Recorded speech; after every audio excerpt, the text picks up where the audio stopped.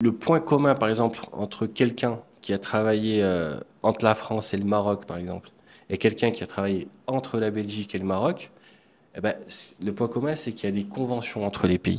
C'est-à-dire que la personne, les conventions bilatérales de protection sociale, je vais venir travailler au Maroc, je vais cotiser, je vais faire une demande auprès de la CNSS. Et puis l'idée reçue, c'est de dire, je vais cotiser qu'à la CNSS et encore une fois, j'ai plus rien en France, et donc je laisse tomber. Alors qu'il y a pas mal de mécanismes, il y a des conventions entre les deux pays qui font que on peut tout récupérer, etc. Il faut que je travaille tant d'années, il faut que je fasse ça, il faudrait que j'ai tant de points et tout, etc. Tu vois, et ça nous permet de savoir comment se projeter à l'avenir et comment diriger soit sa fin de carrière s'il nous reste quelques années. Est-ce que je pars à l'âge à l'âge légal où je peux partir, ou est-ce que je dois continuer quelques années de plus? Et si, pour les moins jeunes, combien d'années encore je dois travailler? Si je suis indépendant, combien il faudrait que je cotise? De quelle façon je devrais cotiser pour avoir tant plus tard? Tout ça, c'est des projections qui doivent être faites. Comment je fais d'ici là, moi, combien je dois cotiser et auprès de quels organismes? Est-ce que je cotise en France? Est-ce que je cotise au Maroc? Est-ce que je passe par des plans épargne retraite, tu vois? Et c'est important. Enfin, Justement, comment tu vas faire? moi, je négligerai pas mes cotisations parce que j'ai vu l'importance en pratique et je déconseille à tout le monde de négliger ça. Il faut vraiment faire attention à ça. Salut les amoureux du Maroc. Aujourd'hui, on va parler d'un sujet que beaucoup oublient quand on vient s'installer au Maroc ou mettre de côté. C'est le sujet des retraites. Et je suis avec Mustapha, qui est un expert spécialiste de ce sujet. Donc, on va vraiment creuser ça en profondeur. Tu vas pouvoir nous éclaircir sur ce sujet. Et bah, déjà, bienvenue sur Entreprendre et vivre au Maroc. Merci beaucoup. Ça fait un moment que je voulais passer sur cette chaîne pour pouvoir parler justement de sujets qui est super important et qui sollicite beaucoup de demandes de la part des Français qui habitent ici. Et c'est un sujet, c'est vrai qui est mis un peu de côté parce que voilà, on trouve pas d'interlocuteur, on trouve pas de réponse en général et je suis là pour ça. Donc, quand on s'installe au Maroc, peu importe son âge, tu as remarqué que souvent on met de côté l'aspect retraite. C'est quoi les problèmes qui sont liés à ça, que tu vois le plus souvent? Ce qui revient le plus souvent, en fait, c'est que les gens, ils pensent que le fait d'avoir quitté la France, ça les déconnecter de tout. Ils se disent, là, j'ai plus de droits, j'ai plus rien. Ils pensent que même si ils avaient un début d'activité en France, en début de carrière, des fois on a des jobs étudiants, on commence une carrière en France et puis après on part s'installer au Maroc. Ils se disent ça va me servir à rien, ça me donne pas de droits, j'aurai pas de droit à des pensions, etc. Alors qu'en réalité si. Et l'autre problème aussi, c'est c'est un peu le même problème qu'il y a en France, c'est qu'il y a une grosse carence d'information. Les gens ne savent pas où trouver l'information. C'est pas des informations qu'on trouve facilement. Et quand on les trouve, elles sont un peu compliquées à comprendre. Et il y a peu de gens, même dans les services administratifs, comme les consulats par exemple, même dans les associations, etc., des expatriés et tout, il y a peu de gens qui sont à même de pouvoir expliquer, d'expliquer, d'accompagner les gens. Donc, ce qui fait que la plupart des gens, ils abandonnent, que ce soit des gens qui peuvent prochainement partir ou des plus jeunes qui se lancent. Du coup, voilà, la plupart des gens, ils subissent un peu ça, ils laissent tomber, ils prennent un peu ce qu'on leur donne comme information et c'est surtout ça les soucis. Ça, je le vois beaucoup aussi avec ma formation en ligne, c'est la peur de l'administratif. Et ça te décourage avant même de commencer, beaucoup de gens, hein. Ah oui, c'est ici ils appellent c'est la phobie administrative. Les gens ont peur, ils voient des papiers, ils pensent au bulletin de salaire, tous les documents qu'il faut avoir, il faut remplir des formulaires, etc. Il faut calculer, en fait, il y a une technicité quand même qu'il y a dedans, et les gens ils reculent. Et en plus, la plupart des gens quand ils vivent au Maroc, ils ont une activité ici, ils ont déjà des revenus. Et ils se disent, du coup, comme j'ai des revenus, j'ai pas envie de me prendre la tête avec tout ça, je mets de côté. Et finalement, c'est ça qui fait que ils abandonnent. Alors que voilà, c'est toutes ces choses réunies qui font à la fois le manque d'information, le manque d'accompagnement et cette phobie administrative justement qui fait que les gens reculent et qui abandonnent. Alors que franchement, ça ouvre pas mal de droits. Ça permet de solutionner pas mal de choses et il faut pas mettre ça de côté. Tu vas nous expliquer tout ça. Avec grand plaisir. Et là, c'est vrai que c'est la quatrième année de la chaîne et on n'a jamais vraiment abordé ce sujet en profondeur, donc tu arrives au bon moment. Ah bah oui, c'est ça un peu. Et j'aimerais préciser aussi dès le début que ça concerne pas que les retraités qui sont déjà retraités, mais ça concerne tout le monde, c'est ça? Ça concerne vraiment tout le monde. Ça concerne les jeunes, les plus jeunes. Ça concerne ceux qui sont à quelques années du départ à la retraite, à quelques années de pouvoir partir à la retraite. L'âge légal, etc. On a vu avec la réforme entre 62 ans et 64 ans. Et ça concerne aussi ceux qui sont déjà à la retraite et qui n'ont pas, si tu veux, qui n'ont pas fait, ils n'ont pas fait toutes les demandes correctement, ils n'ont pas fait valoir tous les droits, etc. Certaines parties de leur carrière et tout. Et ou même qui ont des plans épargne retraite, des contrats privés, qui les ont pas demandés. C'est ceux-là, ils peuvent encore faire des démarches a posteriori justement pour essayer de récupérer, voilà, d'augmenter des pensions ou d'optimiser, c'est le terme, c'est vraiment le terme. À ce moment-là, d'essayer d'obtenir le meilleur qu'ils puissent avoir de leur pension de retraite. Quelles sont les idées reçues, les clichés au sujet des retraites à l'étranger? En fait, quand ils arrivent là, ils voient au Maroc, il y a un système de retraite qui existe, qui est beaucoup inspiré de celui de la France, avec la CNSS, la Caisse nationale de sécurité sociale, et enfin ça c'est le régime général, et on a aussi la CIMR, ce qui est le système de retraite complémentaire. En France, on a l'assurance retraite au niveau du régime général pour les salariés du privé, ce qui est la majorité des personnes, même des indépendants. Et on a, au niveau de la retraite complémentaire, on a l'ARCO-AGIRC. C'est un peu ces caisses marocaines sont inspirées de celles-là en France, qui sont très bien faites, mais qui sont un peu complexes. Et les idées reçues, c'est qu'ils se disent, bah voilà, bah finalement, je vais venir travailler au Maroc, je vais cotiser, je vais faire une demande auprès de la CNSS. Et puis l'idée reçue, c'est de dire, bah je vais cotiser qu'à la CNSS et encore une fois, j'ai plus rien en France, et donc je laisse tomber. Alors il y a pas mal de mécanismes, il y a des conventions entre les deux pays qui font que on peut tout récupérer, etc. Mais je reviendrai dessus un peu plus tard. On peut déjà teaser un peu là-dessus. Donc, tu as concrètement des cas où ils récupèrent de l'argent Ah grâce oui, à ton accompagnement et ah oui, oui, oui. J'ai plusieurs exemples en tête. J'ai par exemple une dame qui en fait elle a, si tu veux, en fait ça fait 40 ans qu'elle vit au Maroc. Elle avait travaillé 5 ans en début de carrière quand elle avait 20 ans, un peu avant ses 20 ans. Et elle s'est dit que, voilà, bon, ça fait 40 ans qu'elle est là, c'est une famille qui a des revenus, etc., qui ont une grande société ici au Maroc. Et en fait, si tu veux, elle s'est dit, bon, je laisse tomber. J'ai regardé son relevé de carrière. J'avais fait aussi le dossier un peu de son mari.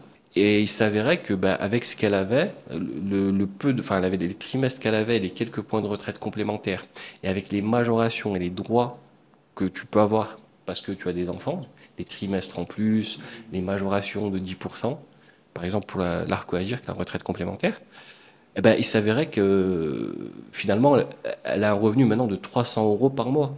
Donc pour toute sa vie de retraité, c'est une rente viagère pour toujours.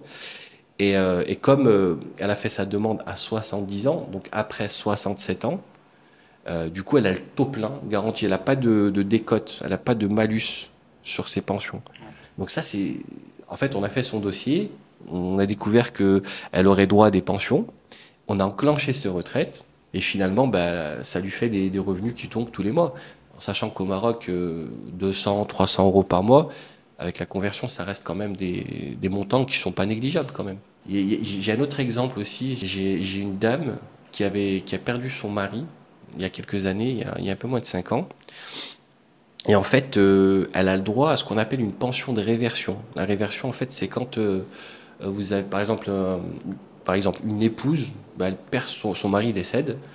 En fait, elle a le droit, pour faire simple, entre 55% et 60% de ce que son mari touchait. Et inversement pour le mari, si c'est sa femme qui décède. Donc, elle a le droit à une partie des retraites du conjoint qui décède. Et si tu veux, elle ne le savait pas. Et donc, comme ça fait déjà 3 ans, on a pu faire une demande, enfin un peu moins de 5 ans, pardon, on a fait une demande et maintenant on aura le droit à un rappel de cotisation.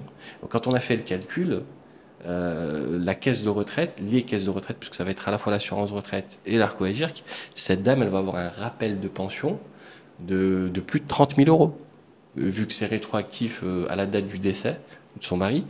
Voilà, on a quand même dû faire une demande avec un courrier, un peu comme une contestation pour faire valoir ses droits, etc. Et voilà, elle était super contente. Il y a plein de petits. Chaque situation, elle est différente. Chaque situation, toutes les carrières ne se ressemblent pas. Quand bien même on aurait pu travailler dans la même entreprise, avoir une carrière similaire, il y a toujours des singularités pour chaque personne. Si vous suivez cette vidéo, c'est que vous avez probablement l'envie ou le rêve de vous installer au Maroc. La bonne nouvelle, c'est que je viens de créer un plan d'action en 7 jours pour vous éviter les erreurs qui coûtent cher, administratives, financières et pour démarrer sur des bonnes bases. Il y a des vidéos et des PDF qui vous attendent. Je vous ai fait ça pour seulement 19 € et le lien est dans la description. Et pourquoi le fait de vivre à l'étranger, ça complique un petit peu la chose ou ça rend le processus plus flou pour les gens qui vivent à l'étranger en cours de route? Parce que, si tu veux, à l'étranger, là par exemple au Maroc, en France, par exemple, mettons, si on était en France, on a plus de services publics. Je m'explique. Par exemple, les caisses de retraite en France, elles sont présentes. Il y a un système, par exemple, il y a la caisse centrale du régime général d'assurance retraite qui est à Paris.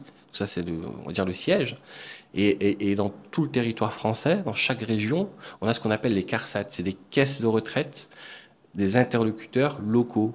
Par exemple, cette dame, par exemple, elle aurait pu se rendre là-bas, prendre un rendez-vous, et elle aurait peut-être pu trouver ses réponses. Mais ici, il n'y a rien. Il n'y a rien. Et il y a un autre problème aussi, c'est que comme en fait, il y a une politique depuis quelques années de dématérialisation, les caisses de retraite, en fait, maintenant, les informations, enfin, ils sont de moins en moins joignables au téléphone, et les informations, elles se trouvent de plus en plus, du coup, sur Internet, sur les sites des caisses de retraite. C'est une génération, pour beaucoup, qui a du mal à se connecter sur ces sites. Et du coup, voilà, en fait, ils trouvent pas d'informations ici de façon locale. Et sur Internet, c'est compliqué de se connecter. Voilà, faut le login, le mot de passe, validé par mail. Et ça, il y en a quelques-uns. En plus de la phobie administrative, ils ont la phobie d'Internet et de toutes ces technologies, tout ça. Donc, raison de plus. Même quand ils arrivent à cibler leurs problèmes, il n'y a personne en face. Sans vouloir blâmer les consulats, c'est pas leur travail, hein, ni les associations. Ils sont pas. En plus, ils gèrent beaucoup de choses, les consulats, par rapport aux Français à l'étranger. Tout ce qui va être retraite, c'est pas leur technique. Donc voilà, il y a tout un tas de raisons pour eux, malheureusement, d'abandonner. Donc moi, en fait, l'idée, c'est de pouvoir répondre à ces demandes et surtout à accompagner ces gens. Parce que généralement, moi, enfin, c'est des prestations, c'est des accompagnements qui durent sur plusieurs mois, parfois sur quelques années. Et du coup, ils ont besoin de quelqu'un qui est là, qui les accompagne, qui leur fait des points, des suivis réguliers. Des fois, ils reçoivent un courrier, ils comprennent pas vraiment de quoi ça parle. Et voilà. Et en chemin, en fait, des fois, soit ils se font avoir, soit ils répondent pas au bon moment, voilà, il y a tout un tas de choses qui fait que soit ils abandonnent encore une fois, soit ils n'ont pas la totalité de ce qu'ils auraient pu avoir. Et donc, voilà, il faut que ça se développe plus ici parce qu'ils sont quand même nombreux et c'est pas négligeable comme service. Bah, félicitations à toi parce que tu as trouvé un problème qui était difficile ou qu'il y a encore peu d'experts là-dessus et tu vas pouvoir les aider à débloquer ça. Ouais. Bien sûr. Et en plus, l'autre souci, parce que c'est vrai qu'il y a beaucoup de soucis quand même. L'autre souci, c'est qu'en fait, il y a des cabinets de conseil qui existent. Il y a des cabinets de conseillers en gestion de patrimoine. Ils sont pas très spécialisés sur des sujets de retraite, ce qu'on appelle les retraites obligatoires, les retraites des caisses administratives. on a les retraites privées, les plans épargne retraite, etc., des assurances. Et on a ce de quoi je parle depuis tout à l'heure, donc le régime général, la retraite complémentaire. Ça, c'est les retraites obligatoires. Les conseillers en gestion de patrimoine, ils sont pas trop spécialisés là-dedans. Ils peuvent voilà, c'est pas leur, ils sont plus, voilà, c'est plus l'assurance vie, les successions, etc., les placements, c'est plus ça, on va dire. Euh, les quelques cabinets de conseil retraite, d'experts retraite qui existent en France, il y a un souci entre guillemets, c'est que, en fait, déjà, ils sont pas nombreux, ils se déplacent pas, donc ils viennent pas, ils vont pas venir jusque-là au Maroc. Il faut aller les voir. On peut traiter à distance avec eux, mais c'est compliqué, des fois, que tout soit bien clair. Pour y avoir travaillé, donc j'ai vu un peu en pratique. Et surtout, le fait qu'ils soient à l'étranger, ces cabinets, en fait, c'est assez cher quand même, on va dire. Les prix sont assez onéreux. Et puis, il faut se déplacer, tout le monde ne peut pas se permettre, voilà, c'est quand même c'est des prestations chez ces cabinets qui tournent entre 2500 et 4000 euros. Donc c'est quand même c'est un montant que tout le monde ne peut pas se permettre c'est de payer ça. Et voilà, donc c'est encore une fois une autre complication qui s'ajoute à toutes les autres. Et qu'est-ce qui te plaît le plus dans ton activité, justement, d'accompagner ces Français sur ces sujets? Alors, moi, ce qui me plaît le plus, c'est vraiment c'est l'aspect humain. C'est l'aspect, en fait, parce que tu sens vraiment que tu auras un service important. Moi, j'aime bien le fait d'aller les rencontrer, j'aime bien me déplacer, j'aime bien traiter avec eux. Et pour avoir travaillé en cabinet de conseil où on reste tout le temps dans le bureau, etc., ils doivent venir, on doit fixer les rendez-vous, etc., on n'est pas mobile, en fait, si tu veux. Et ce que j'aime le plus, moi, c'est vraiment d'aller à la rencontre et de les voir. Ils sont tout le temps satisfaits, sans prétention. D'un côté, c'est normal, puisque on est là, enfin, moi, je suis là pour, comment dire, pour leur faire gagner de l'argent. Et du coup, ils sont tout le temps satisfaits, puisque avant même que la prestation elle démarre, euh, on leur indique ce qu'ils vont gagner et ce à quoi ils vont avoir droit. Et du coup, donc c'est ça, c'est un métier de conseil dans lequel les gens sont, je peux le dire, à 100% satisfaits. Il n'y a pas de déçu puisque on peut annoncer dès le départ ce qui va être gagné et les gens savent ce qu'ils payent. Des fois, il y a des métiers de conseil où des fois, voilà, on paye des prestations et puis on n'a pas forcément le résultat escompté, on n'a pas. Et malheureusement aussi, il y a des cabinets privés, voilà, qui sont un peu mercenaires et qui vendent un peu tout et n'importe quoi. Et des fois, les gens, ils sont pas contents de ça. Là, pour le coup, c'est vraiment, c'est quand même juridique puisque ça concerne les cotisations sociales acquises. Et donc là, voilà, on sait ce qu'on a à gagner. C'est pas comme quelqu'un qui te dit, par exemple, tu vas investir tant sur un produit tel ou tel, et puis voilà, peut-être que tu vas gagner tant. Mais en tout cas, aujourd'hui, il faut que tu payes tant. Et voilà, il n'y a pas cette incertitude. Voilà, et c'est ça que j'aime beaucoup. Et puis, l'autre aspect, c'est que comme c'est des prestations qui durent enfin, sur plusieurs mois. En général, par exemple, quand on fait une demande de retraite, généralement, on doit la faire d'après les caisses 4 à 6 mois avant le départ à la retraite. Donc, on est là quand même pour quelques mois. Généralement, il y a des affinités qui se créent avec ces personnes. Et c'est ça aussi que j'aime bien, c'est que on garde contact, puis ça fait des relations. Et c'est aussi cet aspect-là. C'est pas juste, voilà, je fais ma prestation, tu me payes et puis je m'en vais. Et puis, non, il y a toujours un côté, voilà. Et puis même, des fois, quelques années plus tard, moi j'ai des personnes avec qui j'ai gardé contact aujourd'hui, pour qui j'avais fait des prestations il y a 4-5 ans, par exemple, et qui m'envoient encore des questions aujourd'hui. Mais ça reste amical et tout, c'est vraiment ce que j'aime le plus. Et en plus, tu es entre le Maroc et la France, ouais. Donc c'est assez diversifié en termes de clientèle. En France, il y a beaucoup de salariés du privé, des gens qui ont eu des carrières, parfois dans la même boîte toute leur carrière et tout, des carrières, on va dire, qu'on appelle assez linéaires.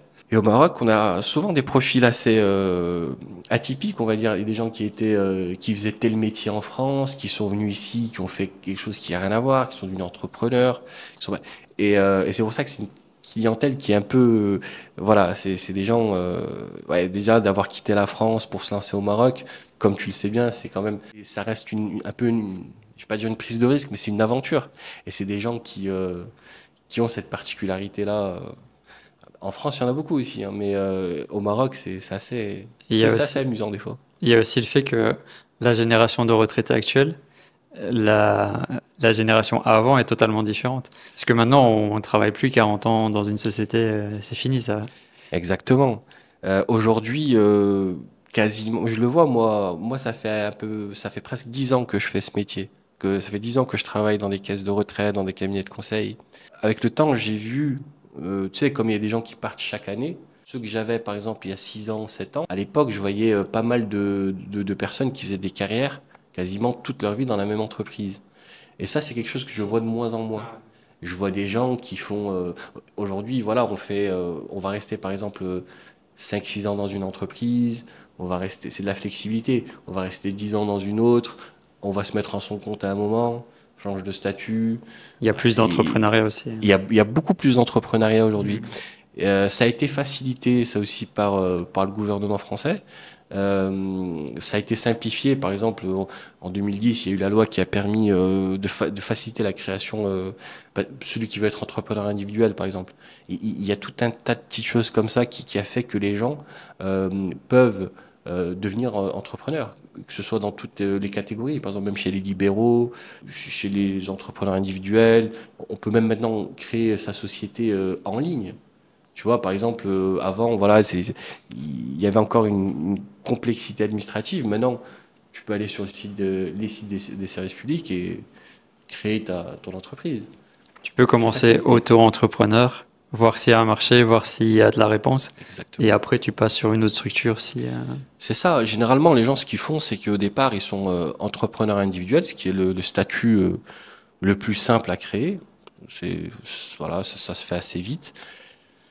Et puis avec le temps, quand l'activité elle se développe, il peut y avoir des investisseurs qui arrivent en route, etc., on les voit changer, devenir, par exemple, passer en SASU, par exemple, en société ou en SARL, etc. Parfois, il y en a qui deviennent libéraux. Il y a vraiment de tout, quoi. C'est super intéressant à observer.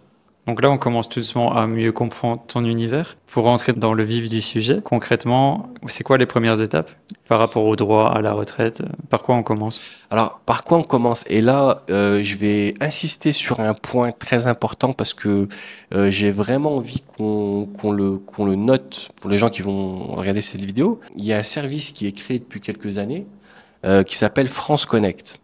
Je trouve, moi, personnellement, que c'est particulièrement important pour les expatriés.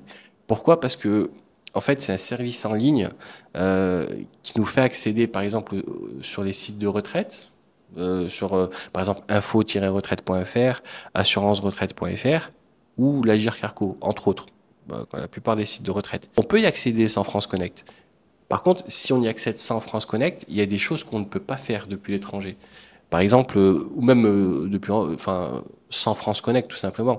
C'est-à-dire que si tu te connectes, par exemple, sur ton site, tu regardes ton espace personnel, tu regardes tes trimestres, tes points, tu fais un petit point sur ta carrière. Si tu te connectes pas avec France Connect, il y a des démarches, par exemple, tu peux pas envoyer des documents pour demander des régularisations, pour demander, par exemple, qu'on mette à jour ton relevé de carrière, qu'on y rajoute des trimestres, etc.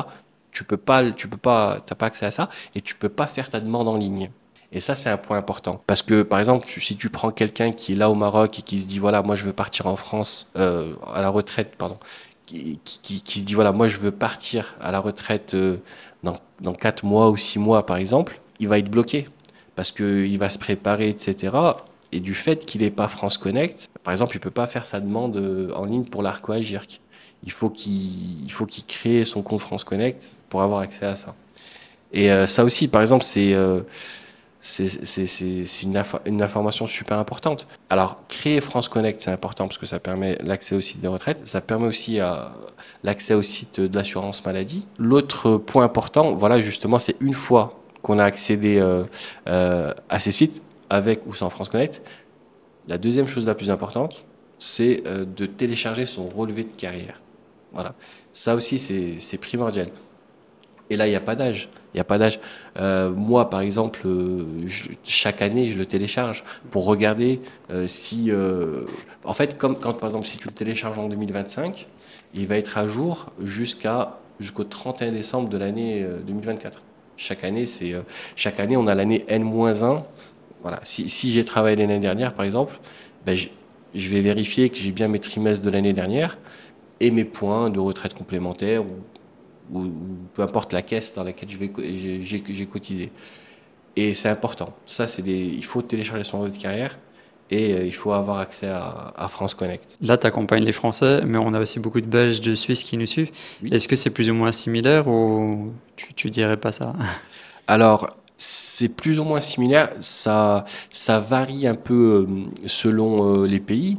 Mais en fait, le point commun, par exemple, entre quelqu'un qui a travaillé entre la France et le Maroc, par exemple, et quelqu'un qui a travaillé entre la Belgique et le Maroc, eh ben, le point commun, c'est qu'il y a des conventions entre les pays.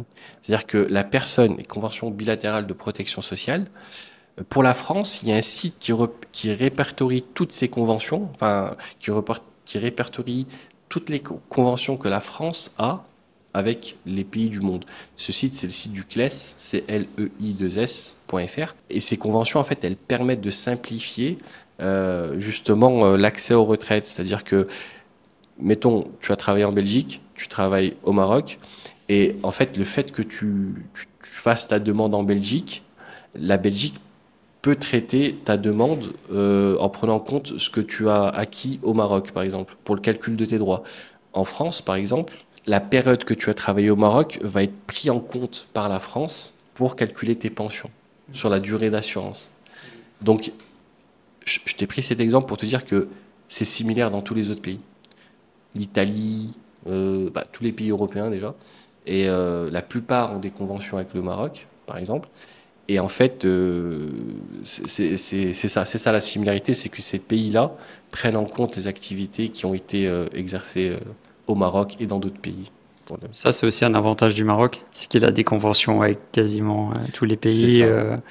et qu'il y a beaucoup d'étrangers qui s'installent ici. Donc, Il y en a de plus en plus, ouais.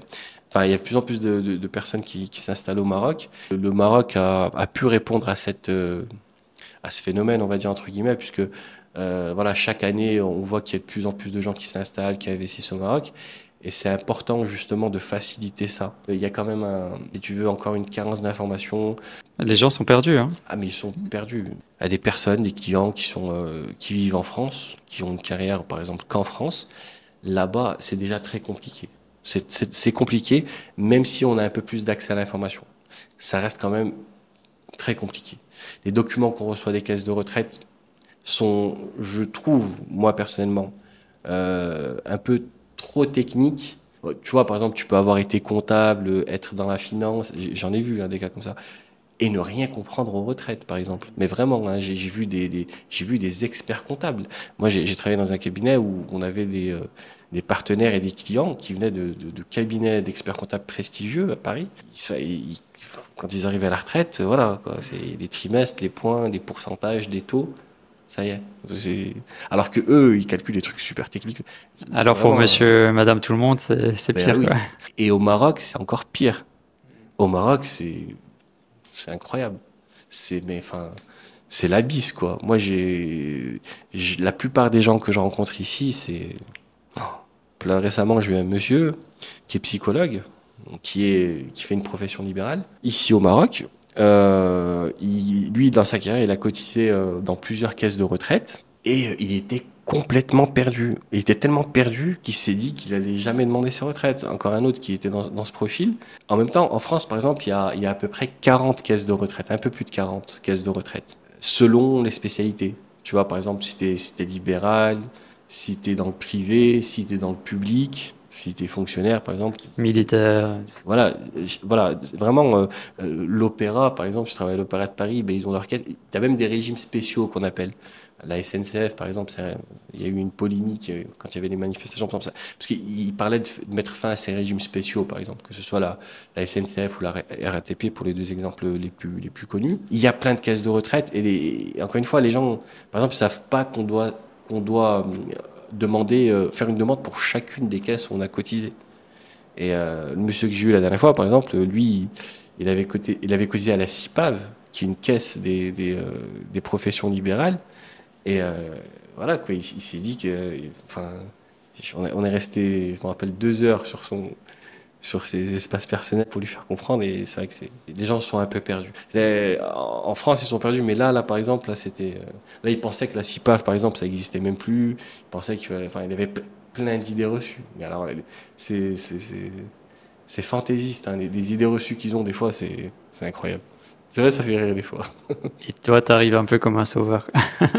Bah, sans prétention, c'est un Parce que peu. tu vas démystifier tout ça. Oui, en fait, si tu veux, comme j'ai pu apprendre dans les cabinets de conseil où j'ai travaillé, parce que oui, c'est quand même grâce à ces cabinets où j'ai été formé, c'est cette expérience, les caisses de retraite aussi, c'est que nous, notre travail, en fait, c'est de faire d'un sujet qui est complexe, de le faire comprendre de façon simple aux gens.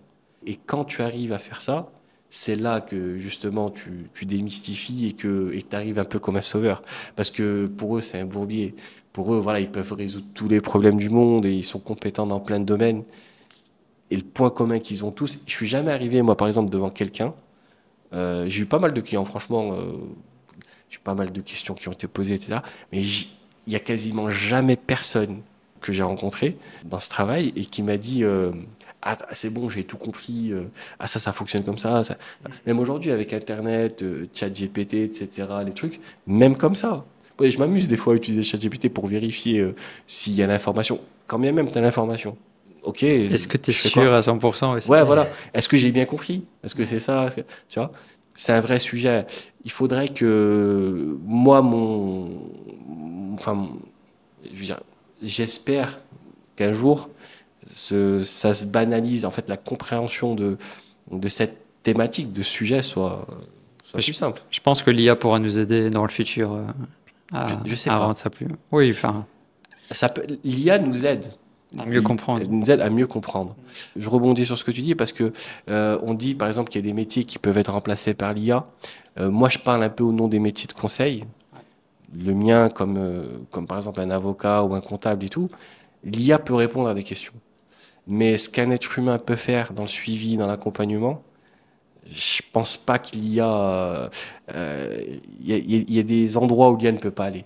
Mais l'IA va évoluer Alors, on ne aussi. sait pas, voilà, je me dis. Elle évolue très vite, ouais. Voilà. Mais l'IA n'a pas une sensibilité humaine. Des fois, enfin, il y a des trucs, des fois, où. Voilà, C'est le seul truc qui nous restera, c'est le côté humain. J'espère. Bah oui, c'est ça. Enfin, j'espère que l'IA n'aura pas on va pas arriver à mettre une sensibilité humaine dans l'IA quand même. Mais oui, c'est ça.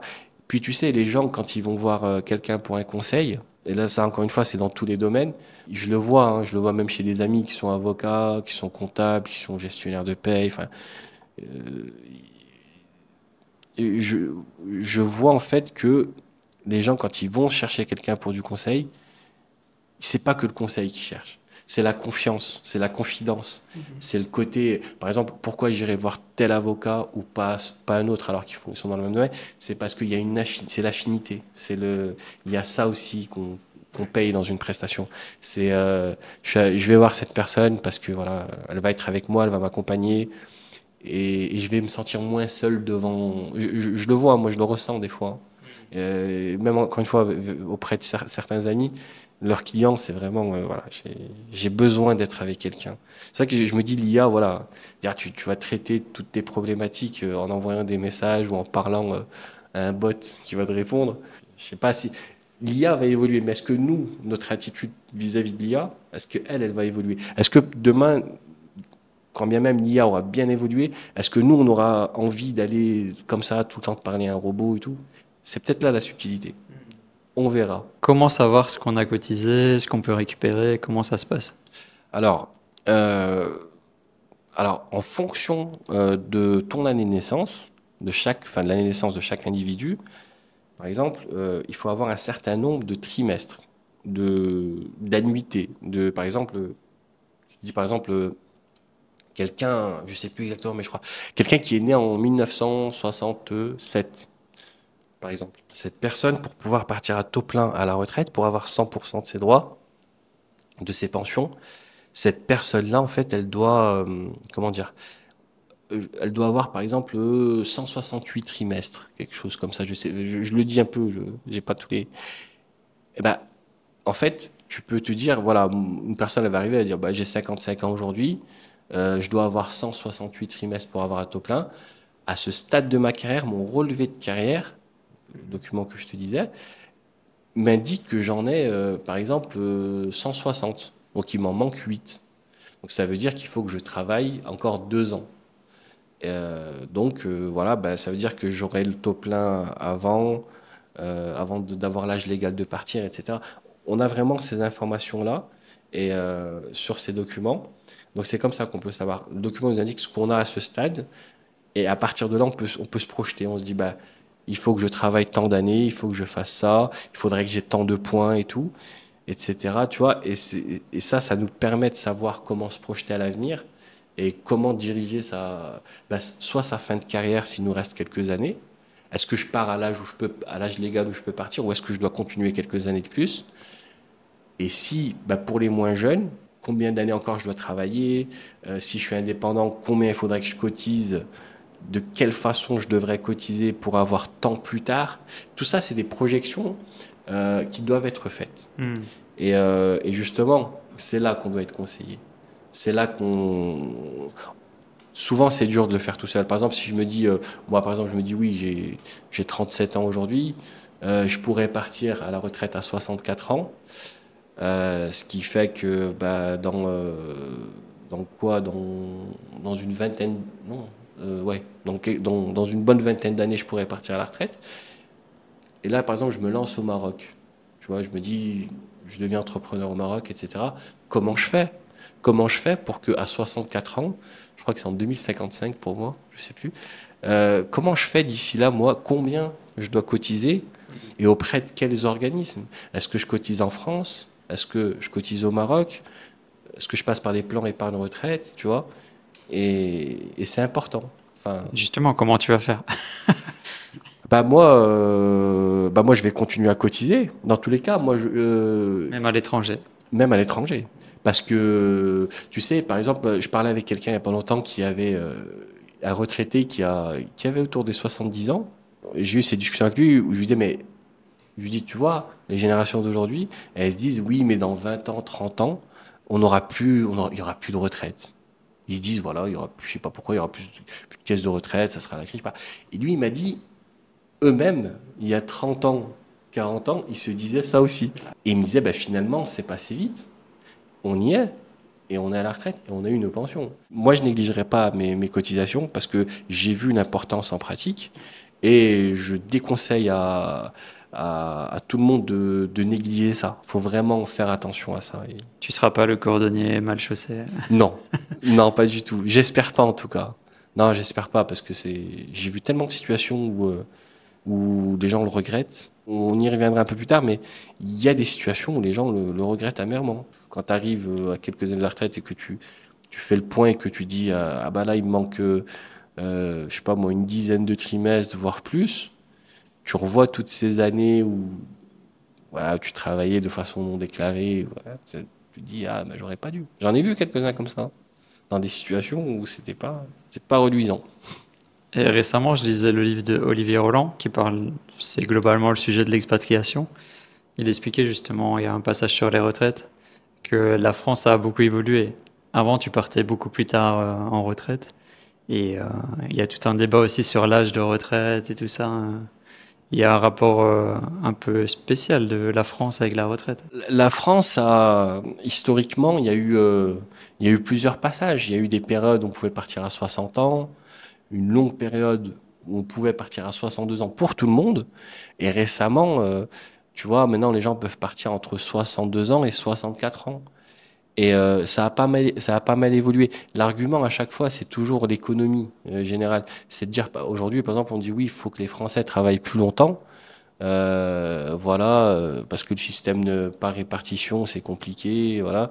Donc il faut, et comme les gens vivent plus longtemps, donc il y a ça aussi par exemple, dans les années 60, etc., les gens n'avaient peut-être pas la même espérance de vie qu'aujourd'hui. À l'époque, on pouvait pas leur dire, bah, faut que vous travaillez jusqu'à 65 ans. Parce qu'ils disaient, bah, 65 ans, je serais, voilà. Là, maintenant, quelqu'un qui a 65 ans, moi j'en vois beaucoup, ils sont, voilà, ça dépend des secteurs d'activité bien sûr. Mais voilà, il y a beaucoup de gens qui, avec l'espérance de vie qui augmente un peu, donc ça joue là-dessus. Et tu as des pays où les gens ne s'arrêtent jamais de travailler et Ouais, ça contribue à leur bien-être aussi, d'avoir un impact dans la société. oui, c'est ça. Il y a bah, des pays européens aussi, pas mal de pays européens où il y a des gens qui partent à 65 ans, il y a de tout. Dans tous les cas, il faut jamais prendre ce sujet à la légère. Vraiment, ne pas se dire que c'est tard, que c'est dans longtemps, etc. Ça passe vite, hein, c'est surprenant. Quand on est toujours surpris, de toute façon, quand on arrive à une échéance. Peu importe, tu peux avoir vécu 100 ans entre maintenant et ton départ à la retraite. Quand tu y arriveras, tu te diras que c'est passé vite et que j'ai bien fait ou pas d'avoir géré ma carrière de cette façon. Et revenons sur ton cas. Donc, imagine, tu viens t'installer au Maroc, entreprendre ici. Comment tu fais pour cotiser, pour continuer à cotiser en étant dans un pays étranger? Il y a plusieurs façons. Il y a beaucoup de façons. Je peux, moi par exemple, si je viens au Maroc, prendre mon exemple à moi, je serai entrepreneur, du coup j'aurai un statut d'indépendant, j'aurai mon statut maintenant. À ce moment-là, je peux cotiser de façon volontaire. Il faudrait que je fasse des démarches auprès de la CNSS et de la CIMR. La CIMR que j'ai dit tout à l'heure, à la fois le régime général, les trimestres, et la retraite complémentaire.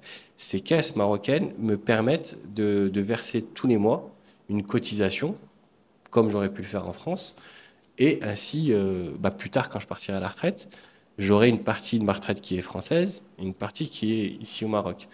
Et si je veux continuer à cotiser que auprès de la France, au Maroc et partout dans le monde, pour les Français, il y a ce qu'on appelle la Caisse des Français de l'étranger, la CFE. CFE qui demande à ce que... Alors, il y a deux niveaux de la CFE. Il y a la CFE du régime général, donc comme pour l'assurance retraite, les trimestres. Il y a même un système de cotisation à points, complémentaire. Alors, comme je t'ai dit, soit je continue à cotiser au Maroc, cette fois, je cotise plus en France, je suis installé au Maroc, je suis résident fiscal au Maroc, et à ce moment-là, je fais une démarche auprès de la CNSS et une démarche auprès de la CIMR, et je leur dis, écoutez, je suis un entrepreneur individuel, je veux payer des cotisations, je crois que c'est tous les trimestres, et puis, plus tard, ça me donnera des droits. Ou je peux me dire, je veux continuer à cotiser sur le système français. Et là, à ce moment-là, je m'adresse à la Caisse des Français de l'étranger et je remplis les formulaires, je fais les demandes et tout. Et puis à ce moment-là, je paierai des cotisations à la CFE.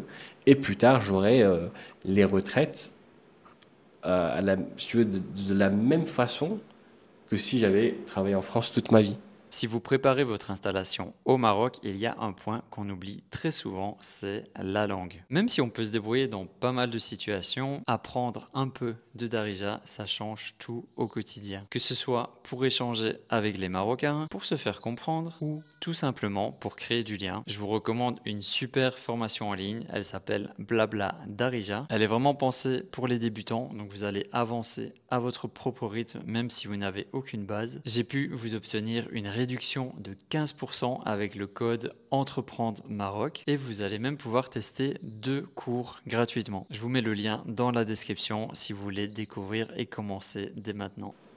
Donc, tu vois, ça par exemple, ces deux subtilités-là, il y en a beaucoup qui ne le savent pas. Toi, tu le sais, toi? Bah oui, parce que D'accord. je suis dans ce domaine et que j'ai une formation en ligne qui explique ça, tu vois, mais Tu vois, tu fais bien d'en parler. sinon, Il faut que les gens prennent ce genre de formation, se renseignent et qu'ils soient accompagnés. Tu peux pas. Je regardais aussi tes vidéos quand t'en parlais, tu disais que faut pas partir au Maroc comme ça un peu à l'aventure en se disant que tout est acquis, que ça va être... Non, il faut se préparer et ça rejoint un peu l'esprit quand tu dis que voilà, il faut se préparer. Oui, en effet, il faut se préparer même à ça et il faut faire le point avant. et tu vois, par rapport à ce que tu disais tout à Tout l'heure, le monde ne le fait pas. dans le domaine de la retraite, il y a des informations, mais elles sont parfois difficiles à comprendre et elles sont quelque part. Moi, dans mathématiques, c'est un peu l'inverse. C'est un peu le principe de l'infobésité, où il y a trop d'informations. Et il y a Ouais. tout et son contraire sur tous les canaux. Et les gens sont encore plus perdus parce que c'est trop et tu sais pas. Mais c'est ça le point commun qu'on a. C'est qu'en Ouais. fait, aujourd'hui, comment dire, l'information, on peut la trouver. Si on cherche, on peut la trouver. Il y a deux problèmes. C'est que les gens ne cherchent pas souvent au bon endroit. Et l'autre problème, c'est que quand on cherche et qu'on trouve, des fois, on comprend pas vraiment. Et c'est là qu'il y a justement l'accompagnement, la formation ou l'accompagnement sur un service spécialisé. Et c'est là que ça a son importance. Il faut pas négliger, faut pas se jeter dans le vide comme ça. Faut vraiment, pour ceux qui viennent s'installer au Maroc, il faut faire un point. Un jeune qui a 30 ans, 25 ans, qui se dit, allez, je vais me lancer au Maroc, voilà, je vais travailler là-bas et tout. Faut pas juste, faut se dire que un jour je vais vieillir, un jour ça va passer vite, un jour j'aurai une retraite. J'en aurais besoin plus tard. Un jour j'en aurai besoin, Mhm. tout simplement. Et quand bien même tu gagnes très bien ta vie, etc., un jour tu pourras, quand tu passeras de ton statut d'actif à ton statut de retraité, tes revenus ne seront pas les mêmes. Il y a un moment où tu passeras quasiment du jour à la nuit. Donc, tu vois, moi j'ai vu des gens, par exemple, qui ont gagné pas mal de revenus quand ils étaient actifs, des grands salaires, des salaires qui ont évolué pendant leur carrière.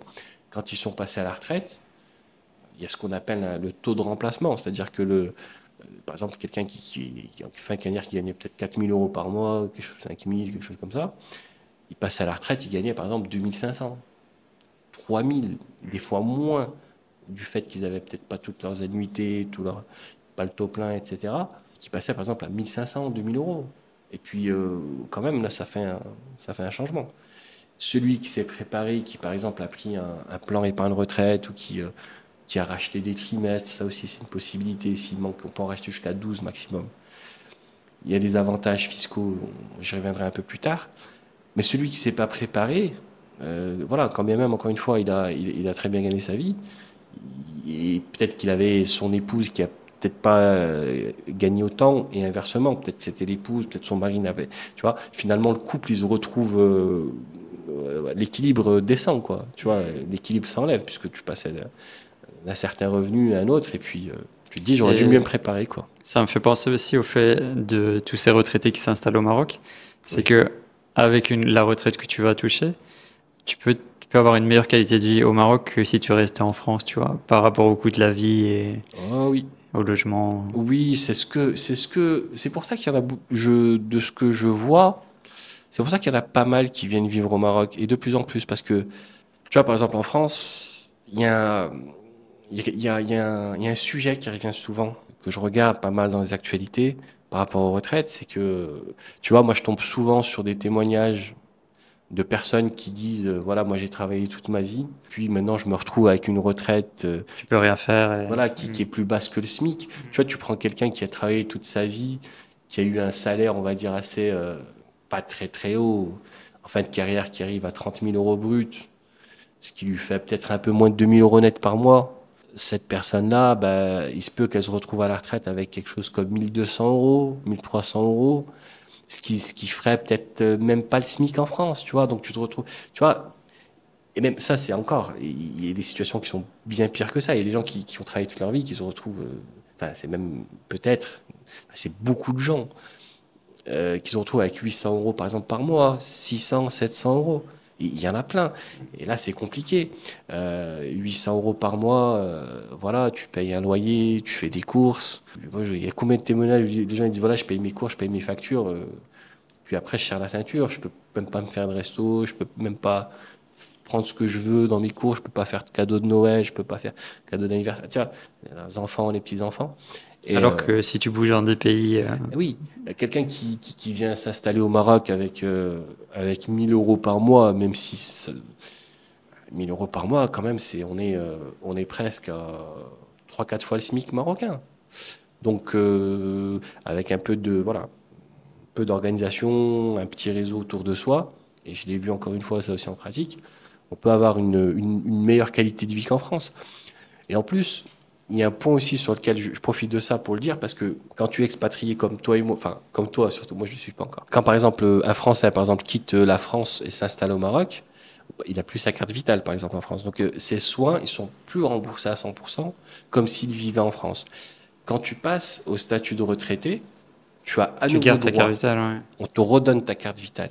Donc ça, c'est un avantage qui est pas négligeable du tout. C'est-à-dire que Tu te dis, voilà, moi, je demande ma retraite. Certes, je ne gagnerai pas beaucoup de retraite. Et justement, j'ai ça parce que celui qui dit, je vais aller m'installer au Maroc, ça coûte moins cher et tout, machin. Il se dit, oui, mais mes soins ne sont pas remboursés et tout. OK, ils sont peut-être pas remboursés comme en France, mais tu as ta carte vitale puisque tu es français et que tu es retraité. Donc à ce moment-là, tu vis au Maroc. Le jour où tu as un souci de santé, que tu peux repartir en France, tu peux même te soigner ici et te faire rembourser là-bas avec la carte vitale. Donc ça, c'est un avantage que les gens, c'est quelque chose que les gens ne savent pas aussi. Et j'ai vu aussi quelque chose d'autre en pratique, c'est que quand tu as le statut de retraité, en plus de la carte vitale, ceux qui payent des cotisations CFE, que ce soit pour, par exemple pour la maladie, la couverture maladie, quand tu passes au statut de retraité, par exemple, moi j'ai une dame, elle gagnait un peu plus, elle payait un peu plus de 840 euros par trimestre pour sa couverture maladie auprès de la Caisse des Français de l'étranger. Quand elle obtient son statut de retraité, c'est passé à peine plus de 400 euros. Même les cotisations auprès de la CFE, elles baissent. Donc tu as tout un tas d'avantages comme ça, mais encore une fois, il faut Et avoir aussi, les bonnes informations. celui qui est déjà retraité, il a sa carte vitale en France et il a accès à la CNSS gratuitement au Maroc, quoi. Alors ça, tu veux dire, Enfin, quand tu es retraité français, Hmm. tu peux aller à la CNSS quand tu es Oui. au Maroc Mhm. et garder ta carte vitale Bien sûr. parce qu'il y a Oui, les oui, oui, accords. bah oui, bien sûr. Oui, oui, ça, oui. J'avais pas le. Mais évidemment, la carte vitale, une fois que tu l'as avec ton statut de retraité, tu l'as pour toujours. Peu importe ton rapport avec la CNSS. Donc oui, tu peux avoir les avantages de la CNSS ici et avoir ta carte vitale que tu auras toute ta vie de retraité. Dans le sens C'est ça où tu l'avantage. peux être soigné ici au Maroc Oui, oui, et être exactement. remboursé et en France. Oui, Et... tu peux avoir une partie. Alors, tout dépend en fait. Ils proposent même des fois si tu veux, des options avec la CNSS. Et dans tous les cas, ça te réduit pas, ça te réduit jamais cette carte vitale une fois qu'elle est acquise. Pour les gens qui vont nous écouter, qui vont se poser cette question-là par rapport à la santé, est-ce que je pars au Maroc ou pas? Venez au Maroc, vous n'aurez pas de souci. En plus, au Maroc aujourd'hui, quand tu vois bien aujourd'hui de de façon géographique, niveau géographique, le Maroc, c'est quasiment un département de la France en termes de distance. Tu vois, par exemple, tu en as pour à peu près 3 heures pour venir en avion de la France au Maroc, par exemple, ou même de la Belgique, tu vois. Quand tu fais... Et c'est pas un désert médical comme en France, quoi. Ah non, non, non. Bah là, Parce que les Français étaient très fiers de leur système de santé, mais ouais. maintenant c'est une catastrophe. Maintenant, Alors qu'au Maroc, c'est le ah oui. contraire, tu vois. Non, non, ironiquement, ça, enfin, ça monte d'un côté, ça descend de l'autre. Et comme sur beaucoup d'autres domaines, hein, j'ai l'impression qu'il y a des choses, des avantages qu'il y a en France, qui se réduisent et au Maroc, ça, tu vois, ça monte. Par exemple, là, tu parles des médecins. En France, tu as pas mal de médecins qui quittent la France, qui vont travailler dans d'autres pays. Moi, je sais qu'il y a que souvent on recrute pardon, des médecins ici au Maroc pour travailler dans des hôpitaux, des grands hôpitaux à Paris, par exemple. Et parce que voilà, il y a un manque des fois de personnel. Donc au final, les distances, elles sont réduites. Aujourd'hui, encore une fois, par exemple, tu fais Paris-Marrakech, par exemple, enfin, en 3 heures, c'est pareil que si tu fais Paris, Saint-Étienne, par exemple, ou Marseille, tu vois, Mais c'est à peu près 3 heures TGV. Et en plus, Hmm. le billet d'avion, et ça, je pense que beaucoup de gens le savent, quand tu regardes un prix, enfin, un billet de train TGV SNCF, le prix du billet, il est souvent plus cher que c'est-à-dire, tu habites au Maroc, tu t'achètes un billet d'avion, il sera moins cher que si tu pars de Saint-Étienne pour aller à Paris. Pour l'avoir fait plein de fois, c'est une centaine d'euros le Hmm. billet TGV. Hein. Et ce qui Donc, est dramatique aussi, c'est que l'accès à certains spécialistes est tellement compliqué oui. que certains viennent même Ah oui, oui, oui. jusqu'ici Tu veux dire, pour se faire soigner. c'est Et... ça, ouais, ouais. Ben, ici, t'as des cliniques privées où tu as des spécialités, des domaines, voilà, pour lesquels, comme tu as dit, t'as moins. Il n'y a pas de temps d'attente. Ouais, voilà. Bah, moi, je peux témoigner pour moi. Par exemple, je suis venu au mois d'avril dernier, j'ai pu voir 3 fois en 10 jours un dentiste sans rendez-vous. Et qui m'a. J'avais un problème à une dent ici, là, qui était cassée. Bon. Et du coup, j'ai pu la faire remplacer. Genre en 10 jours, hein, sans rendez-vous, je venais, je payais. On a des super dentistes et des super spécialistes. Exactement. Et dans plein de domaines, même des domaines très techniques, la chirurgie, des trucs comme ça. Super bien. Ça se développe, donc venez au Maroc. Donc tu sais, j'ai une formation en ligne Objectif Maroc et on a un groupe WhatsApp avec nos membres et je leur ai dit que j'allais te rencontrer, je leur ai même envoyé un petit peu les questions et tout ça et je leur ai posé la question, est-ce que vous avez des questions supplémentaires? Donc ça, je t'ai pas prévenu, hein. Mais genre, Je suis prêt. j'en ai une de Fanny, que on salue. Fanny, c'est une maman solo de 37 ans. Elle vient s'installer au Maroc avec sa fille ici dans quelques semaines. Elle se lance dans l'entrepreneuriat au Maroc et elle a travaillé 15 ans. Elle a cotisé 15 ans en France. Elle se demande est-ce qu'elle doit choisir la CFE ou un autre fonds d'épargne retraite? Est-ce que ce serait plus avantageux? Elle se pose des questions, tu vois, sur quoi faire, hein. Alors, c'est une question très intéressante parce que je vais en profiter du coup pour, il y avait pour faire un panorama parce qu'il y a plusieurs choses, il y a plusieurs sujets dans sa question. Elle a travaillé en France, elle vient au Maroc et donc elle se dit qu'est-ce que je fais du coup? Moi, ce que je peux lui conseiller, déjà, dans tous les cas, c'est de continuer à cotiser, évidemment, de continuer à cotiser. De retour d'expérience, de ce qu'on me dit, la CFE, c'est très bien. Sauf que la plupart des gens me disent, les cotisations sont, je fais pas de la contre-pub, mais c'est que ça reste assez cher.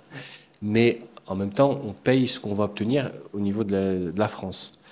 Maintenant, ce qui est très bien aussi, que j'ai vu en pratique, c'est de cotiser, du coup, volontairement, mais au Maroc. Et j'ajoute, par exemple, de faire une cotisation auprès de la CNSS et de la CIMR.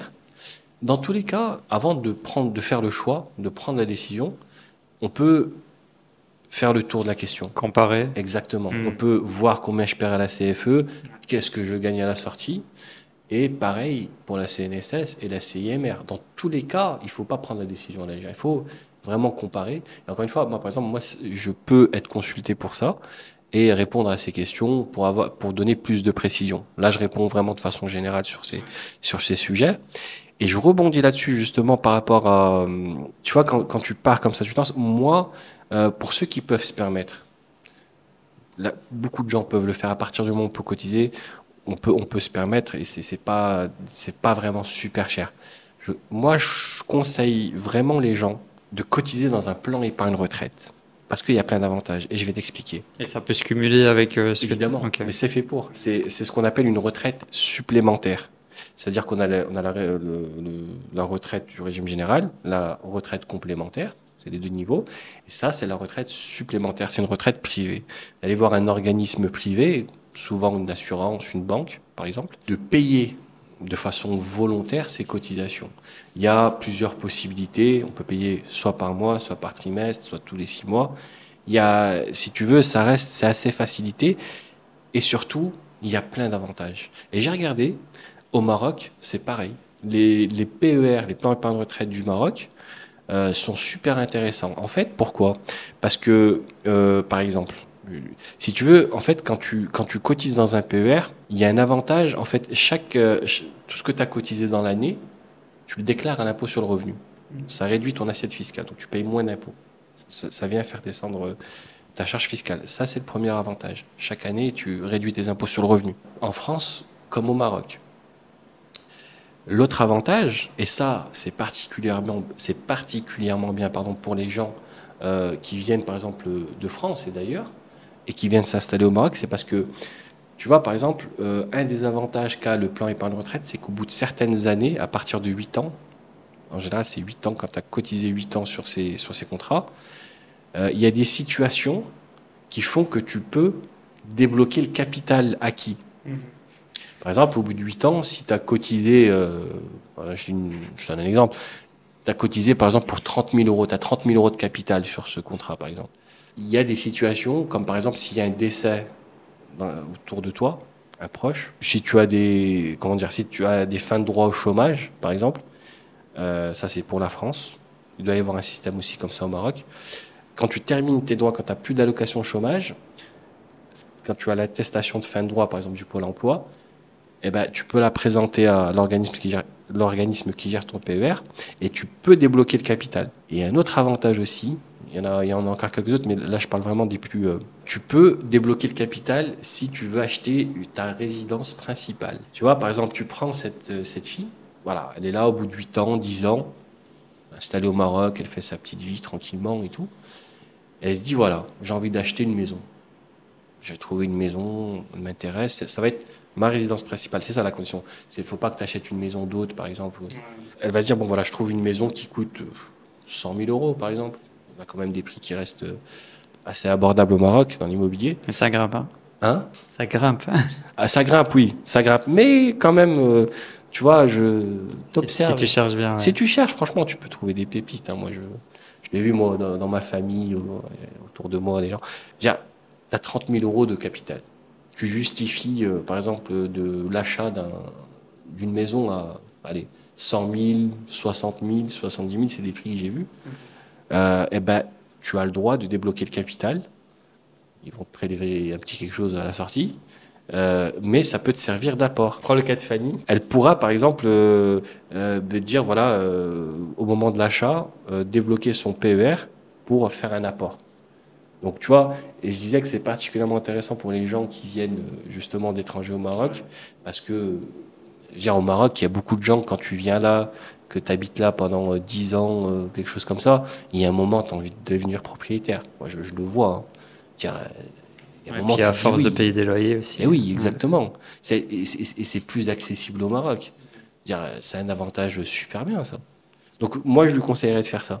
De vérifier le pour et le contre au niveau de l'avantage qu'il peut y avoir CNSS, CIMR versus CFE et le PER.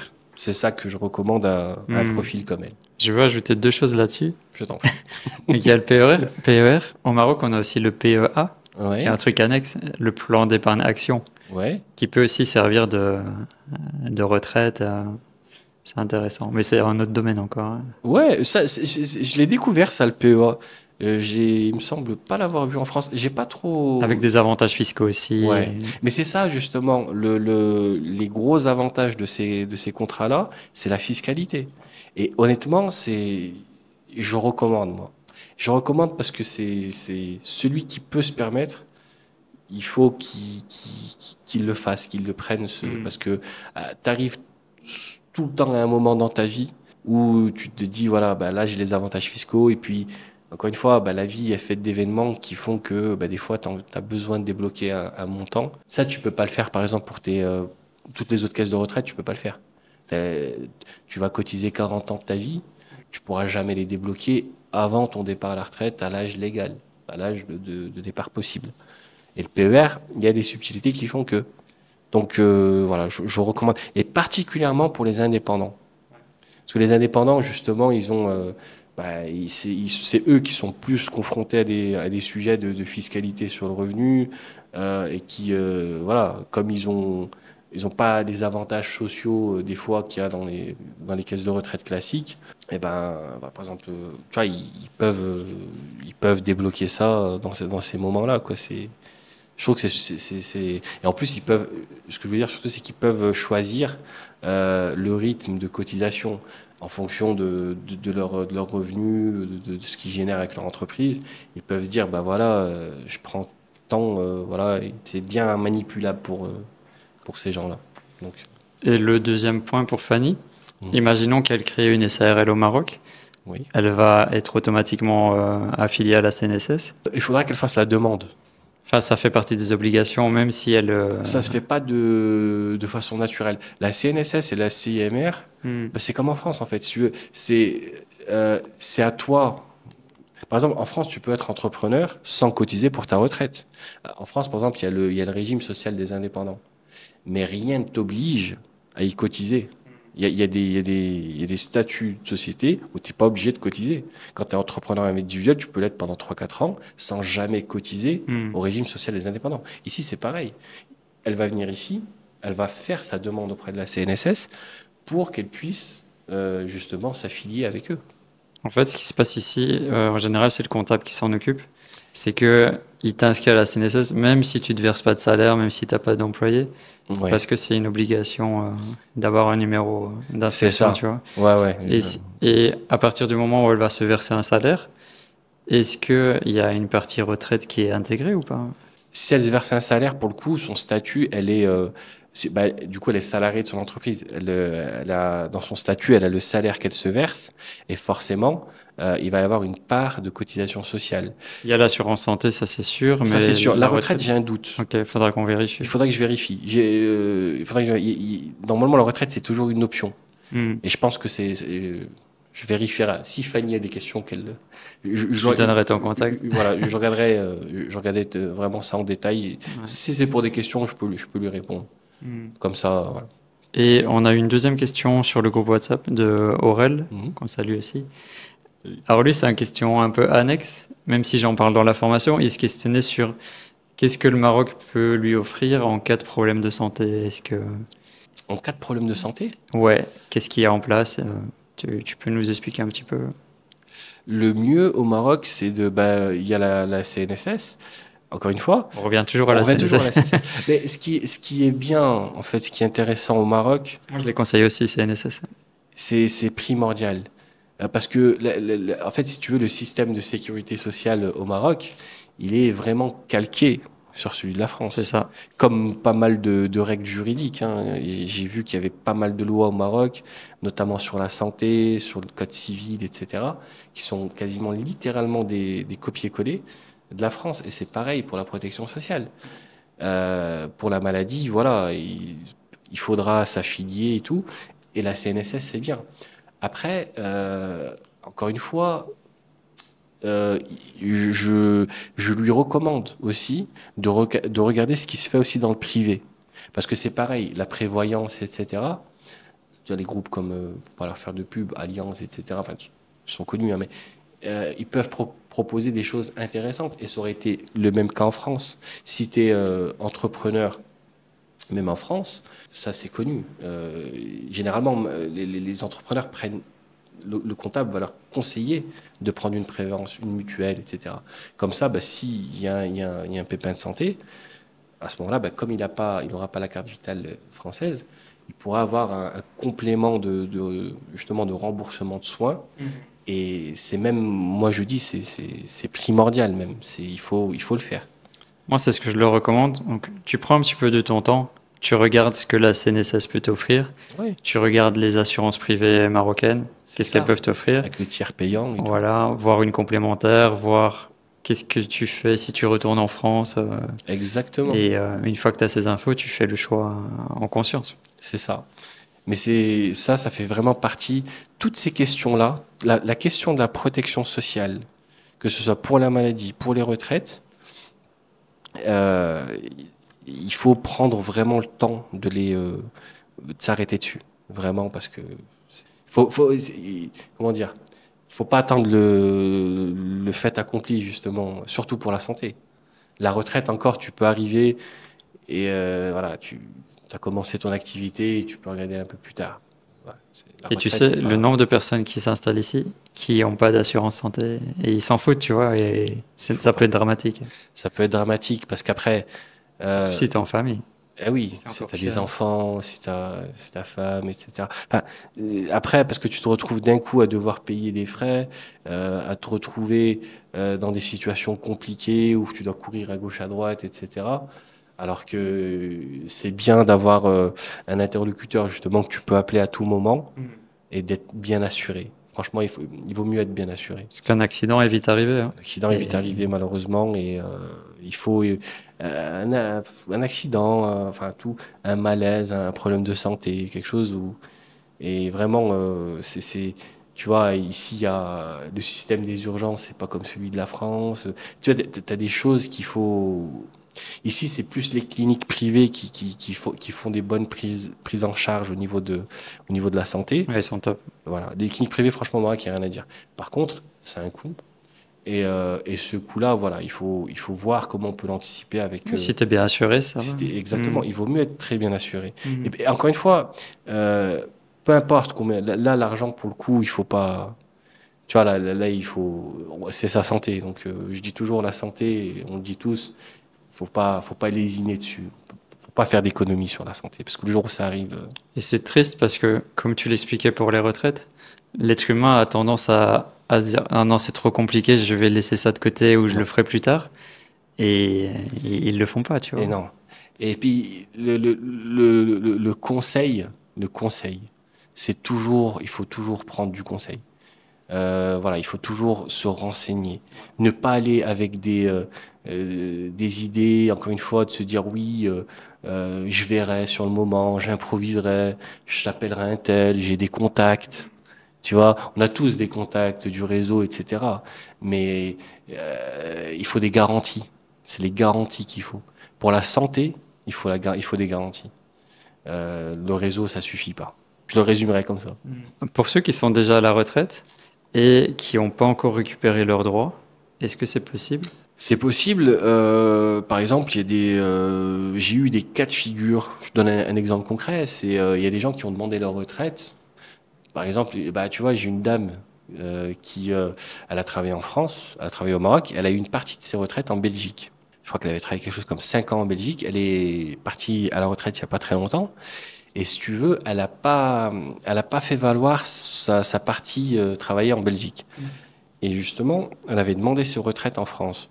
Donc, en fait, la France, elle avait calculé justement la durée d'assurance au Maroc, la durée d'assurance en France, et elle a pris en compte les 25 meilleures années, mais du coup de la France. Ça, elle ne le prend pas pour les autres pays, elle prend que la durée d'assurance. En gros, si tu dois avoir 168 trimestres et que tu as fait, par exemple, 10 ans au Maroc, ça te fait 40 trimestres, eh ben, on va prendre en compte les 40 trimestres.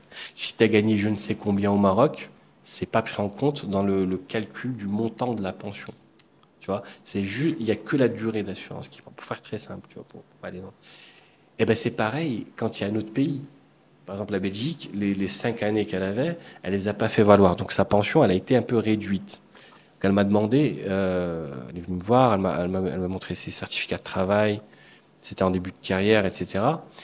Et puis on a fait un peu son dossier, on a fait un courrier un peu de contestation. C'est un peu comme un recours amiable, si tu veux. C'est pas là, c'est même pas de la contestation. C'est une demande gracieuse en fait. C'est l'administration.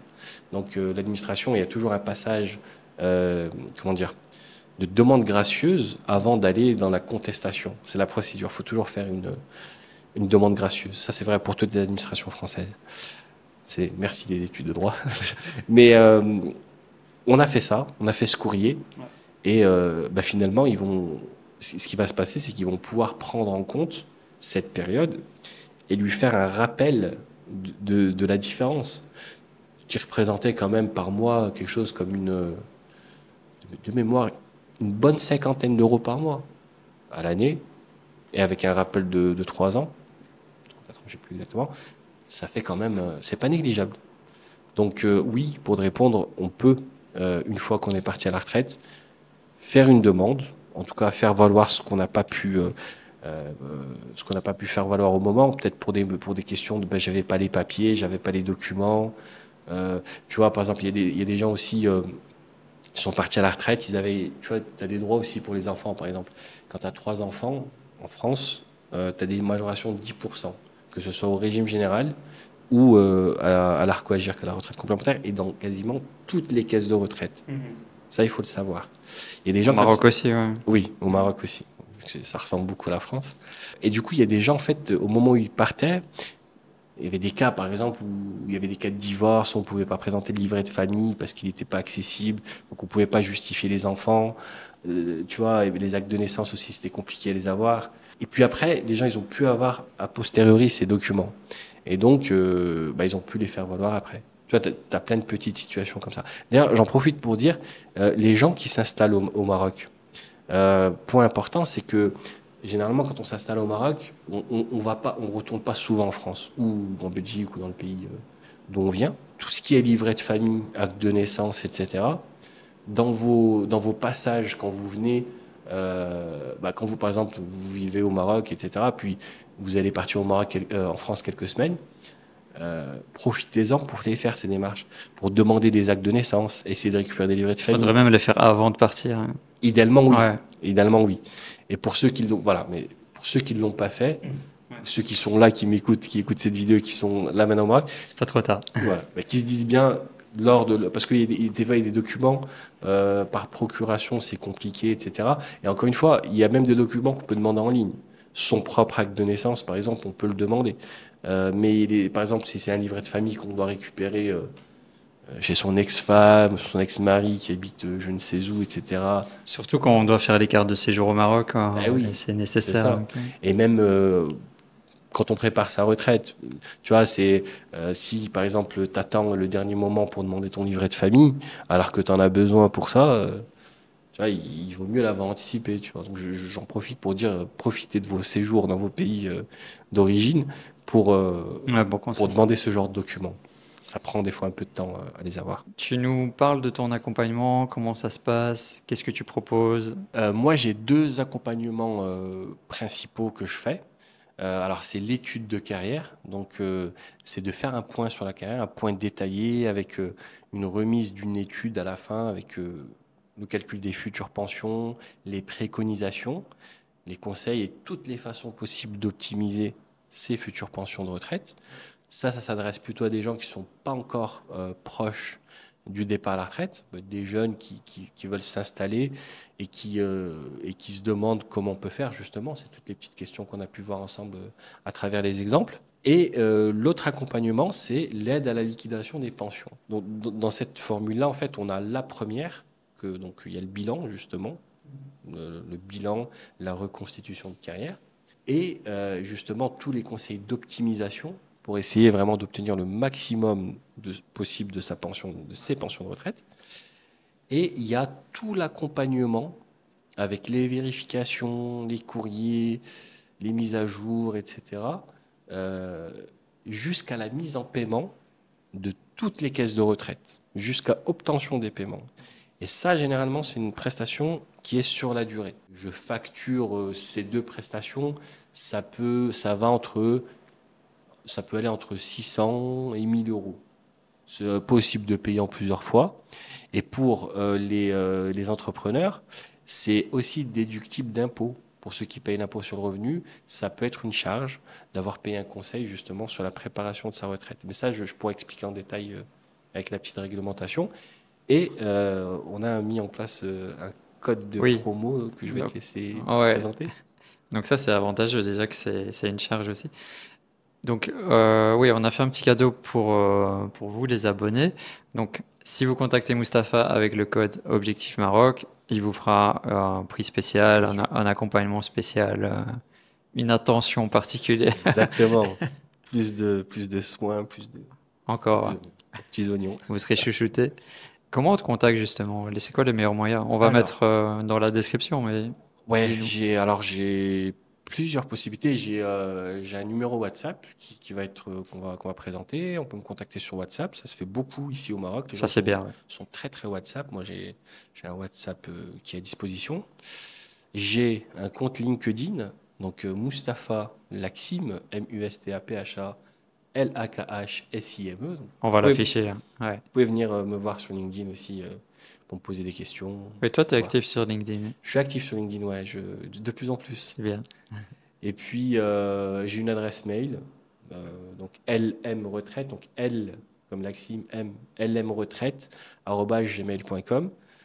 C'est mon adresse professionnelle justement pour s'il y a des questions, des demandes de prise en contact. Et j'ai mon site internet. Alors, il est en maintenance pour l'instant parce que je dois mettre les partenaires et tout, réadapter un peu les offres pour l'expatriation justement comme c'est assez récent.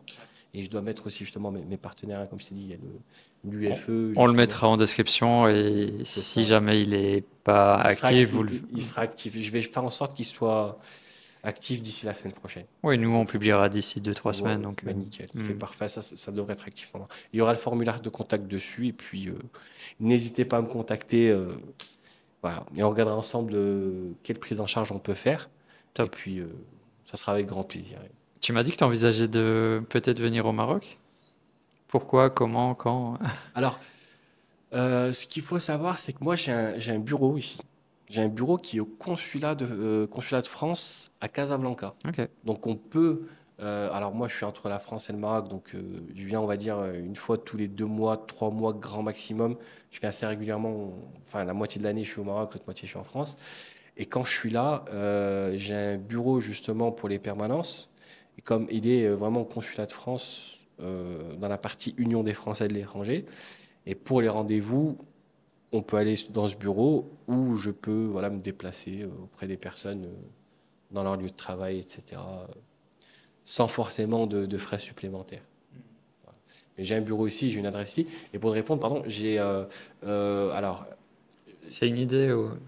c'est une idée, bien sûr. C'est une idée, je compte et j'espère d'ici probablement l'année prochaine, voire 2027 maximum, m'installer au Maroc. En tout cas, moi, j'ai une adresse ici. Hein, j'ai une adresse au Maroc de domicile où je vis et j'ai mon bureau du coup à Casablanca.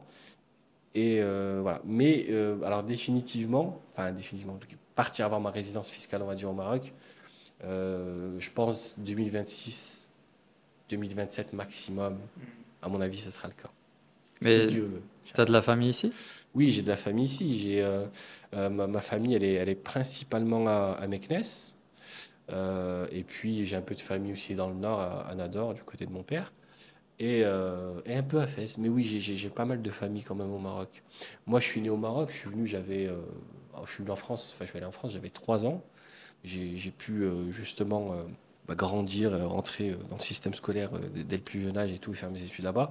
Mais j'ai jamais perdu ce lien avec le Maroc. Donc, je suis maintenant vraiment entre les deux pays, quoi. Et comme beaucoup d'origine marocain, ça revient au bout d'un moment, l'appel du pays. C'est ça. Bah, il le disait, Feu Hassan II, Sa Majesté Hassan II. À l'époque, c'est vrai que les Marocains ont toujours voilà, cette appartenance en fait. C'est même pas une question de religion ou quoi, c'est vraiment parce qu'on a vraiment de tout chez les Marocains et il y a cet attachement au pays. On a on a envie d'y revenir. Peut-être pas toujours pour s'installer, mais un Marocain reviendra toujours. C'est très fort chez les Marocains. Ouais, c'est très très fort. C'est vraiment, on aime. Dans notre sang, dans notre âme. Et- Et d'ailleurs, même les gens qui sont pas d'origine marocaine, il y en a beaucoup, hein, comme bah toi, ouais, par exemple, on sait pas l'expliquer, mais ça nous a attirés et on peut plus partir. c'est ça, c'est quelque chose de, c'est intérieur, ça, c'est ça. C'est une énergie aussi, le Maroc. C'est une énergie. Chaque pays a son énergie. Chaque pays, oui, c'est ça, c'est une vibe, c'est quelque chose c'est un ressenti qui fait que, tu vois, par exemple, tu vois, je, je suis pas le seul, il y en a beaucoup qui sont comme ça, mais j'ai le sentiment, je vais pas schizophrène, hein, mais j'ai une personnalité un peu en France et j'en ai une autre au Maroc. Et je le dis depuis longtemps, souvent nous, quand je dis nous, c'est nous les Marocains d'origine et ceux qui habitent ici, comme toi par exemple, quand on quitte le Maroc, on a cette sensation de laisser une partie de soi-même qu'on retrouve que quand on revient. On peut partir 10 ans où tu veux dans le monde, tu as ce petit truc qui va rester là, tu vois, et que tu vas retrouver que quand tu retrouves ici. Mais ça, vraiment, je peux pas le décrire plus C'est précisément. inexplicable, C'est avec des inexplicable et mots tout, humains. Ouais. et je peux pas aller plus précis que ça, mais ça se ressent. Ouais, c'est de l'ordre du ressenti C'est du et de ressenti, l'émotionnel. exactement. Hein. C'est ça. Et dernière question, tes trois kiffs au Maroc, qu'est-ce qui te plaît le plus ici, que tu adores? Alors, qu'est-ce qui me plaît le plus au Maroc? Alors, c'est dur d'en choisir que trois. Mais Si tu devais. si je devais choisir, alors évidemment, je pense qu'il y a une réponse qui revient souvent. Évidemment, la nourriture. Nourriture, tout le salé, le sucré. Voilà, la nourriture, j'adore la nourriture marocaine. J'aime aussi beaucoup la nourriture française, mais au Maroc, quand je suis là, waouh, tu peux t'arrêter quasiment dans n'importe quel snack, n'importe quel restaurant. C'est quasiment sûr à 95% que tu as bien mangé. Euh, j'aime le, j'aime le contact humain au Maroc. J'aime ce côté-là où, avec respect bien sûr, tu peux aborder presque tout le monde. Tout le monde peut t'aborder. Tu vois, ce contact facile avec les gens, et cette chaleur humaine, parce que tu vois, Ici, les gens, ton voisin, par exemple, si tu t'absentes quelque temps, il va venir se demander où t'es. Tu vois, t'as ce truc où voilà, les gens cherchent après toi. Tu vois, ta personnalité, elle est importante ici. Je dis pas, par exemple, en France, des fois, tu peux être qui tu veux. Tu vois, les gens font, je trouve qu'ils font pas trop attention à l'autre. On n'est pas considéré, notre aspect humain en France, c'est pas l'aspect le plus considéré en général chez les gens, à part auprès de ta famille, peut-être ou tes proches. Mais dans la société, c'est pas ton côté humain qui va. Tu vois, c'est plus qui t'es, tu vois, on va dire ta personnalité, ton énergie, tout ça, enfin, tout ce que tu apportes ou pas. Mais ici, il y a vraiment ce côté humain. Et ça, vraiment, il y a cette. Voilà. Je ne saurais pas le décrire encore une fois plus en détail, mais il y a ça que j'aime, ce contact humain avec les gens. Troisième chose, alors, ça c'est si tu veux, la diversité des paysages, des endroits. Tu vois, sincèrement, tu vois, regarde, là, je suis revenu ici, là, ça fait à peu près une semaine. Je suis passé de Fès à Casablanca, à Marrakech. Et franchement, et ça depuis toujours, hein, à chaque fois que je passe d'une ville à l'autre, rien que quand je sors de la gare ou quand j'arrive en voiture, tu vois, j'ai l'impression à chaque fois d'arriver vraiment enfin, la différence qu'il y a entre les villes, les régions du Maroc, le nord, le sud. Tu vois, j'aime trop ça en fait. Tu peux vivre toute Hmm. l'année au Maroc et avoir la sensation d'avoir été limite dans plusieurs pays différents, tellement qu'il y a tu vois. Et c'est ça que j'aime. Et il y a des beaux paysages, j'adore les couchers de soleil qu'on a là, les plages, les montagnes. Voilà, c'est la nature en simple. La nature et la diversité des régions. Ouais, la diversité, c'est une des Franchement, forces ouais. du Maroc. Ça, c'est incroyable. Tu as C'est tout, incroyable. tu as tout à quelques heures. T'as tout à quelques heures. J'ai dit, là, la dernière fois, je suis arrivé là à la gare de Marrakech. Et, ça m'a fait une sensation différente que quand j'étais arrivé à la gare de Casablanca. Tu sors avec ta petite valise, tu marches comme ça, là, les 100 premiers mètres comme ça, là, les gens, ils sont un peu, tu vois, ça change un peu, les taxis, les gens, les Tout est habitants. différent. Tu vois, et c'est ça en fait, t'es tout le temps dépaysé entre chacune des régions. Et ça, c'est un truc que, tu vois, par exemple, sans vouloir blâmer, mais par exemple, des fois, tu passes entre Lyon et Paris. T'es pas trop choqué. Voilà, les gens, c'est à peu près les mêmes, Hmm. tu vois, sans vouloir. Là, là, on est vraiment juste sur le côté humain, quoi. Encore que la France, c'est un pays qui est assez Ça diversifié reste, aussi, tu ouais, vois, encore, ça reste, par bien sûr, rapport bien à sûr. la Belgique ou. Ouais, il y a des endroits où c'est partout pareil. Ouais. Mais oui, ça c'est quelque chose que tu retrouves ici. Enfin, je sais pas, un jour, tu as du temps de libre, tu t'ennuies, tu te dis, allez, vas-y, j'ai envie de changer un peu, tu prends un billet de train, tu vas dans le sud du Maroc, par exemple. Tu vas avoir des plats différents, des discussions différentes avec Ouais. les gens, des Une heure de codes. route, c'est suffisant. Ouais. Voilà. Tu Et changes de. bientôt, on aura le TGV C'est ici ça. au Maroc Ouais. qui va desservir toutes les régions. Et puis là, ça va être fou, quoi. De Kenitra à Ah ouais, de Marrakech. Kenitra à Marrakech. Puis après, tu descends à Agadir, Ouais. Essaouira. Moi, j'ai hâte. Franchement, j'ai hâte. Tanger et tout. Enfin, c'est incroyable, quoi. C'est vraiment ça que j'aime le plus. Ça que j'aime le plus au Maroc. Bah, merci, Mustapha. Ouais, c'était un bel échange. Bah, merci à toi. Et je voulais juste rajouter quelque chose. Ce métier, je le fais parce que c'est par conviction. Il y a des gens j'ai vu beaucoup de gens qui avaient, moi je travaillais dans des cabinets, juste pour finir, pour conclure là-dessus, c'était que j'ai vu beaucoup de gens pouvoir se permettre justement ces conseils, ces services. Généralement, c'est des gens, comme je disais, qui étaient aisés, qui avaient aisés financièrement. Un service, en fait, qui s'adresse pas qu'à cette catégorie. Tout le monde en a besoin. Et ça part à la base d'un service public qui est les retraites, qui est un droit qui a été instauré en France, qui est une spécialité de la France. Et c'est là ma conviction. À l'époque, moi, j'avais vu mon père qui, comment dire, quand il préparait sa retraite, pendant les 3-4 mois où il était sur ses fiches de paye, c'était, il était enfin, était souvent, voilà, c'était la course, il était stressé, etc. Et à l'époque, je pouvais pas l'aider. Et puis, parce que j'étais encore étudiant, j'y connaissais rien et tout. Et puis, moi, je me suis dit, voilà, un jour, je ferai. Enfin, après, la vie a fait que j'ai travaillé dans ces cabinets de conseil, je suis allé à Paris, j'ai un peu atterri là-dedans en réalité au départ.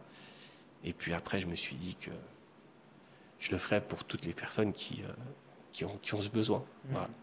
Et c'est ça la conviction. Voilà. C'était juste pour finir là-dessus. Ouais, félicitations Merci pour ton beaucoup. parcours. Merci. Quand on a un métier qui est utile pour les autres, c'est très valorisant. Donc, continue sur cette voie. C'est ça. Et puis j'espère que voilà, ça va comme je te disais, que ça va se banaliser, ça devrait, que ce sera un réflexe pour les gens. Au-delà de tout ça, de l'aspect prestation, métier et tout, je veux que les gens puissent se dire, bah, les retraites, ça existe. Il suffit de poser la question dans les consulats et il y a un interlocuteur, il y a quelqu'un. Vous n'êtes pas tout seul sur les retraites et voilà, n'abandonnez pas vos droits à retraite. Voilà. Donc, on a essayé de couvrir le maximum de choses. Si vous avez encore des questions ou que vous avez besoin d'un accompagnement avec Mustapha, bah, tous les contacts sont dans la description et je les encourage à aller vers toi. Vous serez les bienvenus, vous serez traités de la meilleure des façons possibles. Voilà. Merci Stéphane. Merci. Merci à toi. J'espère que vous avez apprécié cet entretien avec Mustapha et si vous avez envie d'aller plus loin, je vous ai créé une playlist spéciale avec toutes les interviews qu'on a déjà fait sur la chaîne. Il y en a plus de 55, donc je suis sûr que si vous avez ce rêve d'installation au Maroc, il y en a forcément d'autres qui vont vous plaire. Je vous laisse checker ça pour enchaîner sur une autre interview.